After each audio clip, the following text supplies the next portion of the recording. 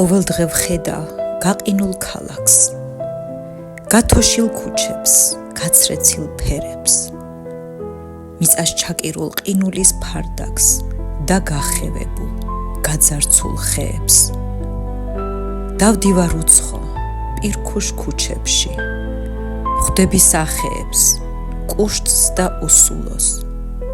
ვხედავ გოგონას ქუჩის კუთხეში, ვიღაცას ელის ქარში უქუდოდ. ჭადრებს აღონებს მუსიკა ქარის, მონატრებულ არ მზის სხივთა ალერს.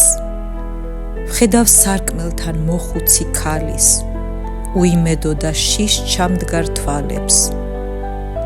ეს გარინდება მინდა რომ მორჩეს, ცარიელია სკამები ბაღში და დააბიჯებს უკვალავ თოვლზე წითელ ხელება ჯიუტი ბავშვი.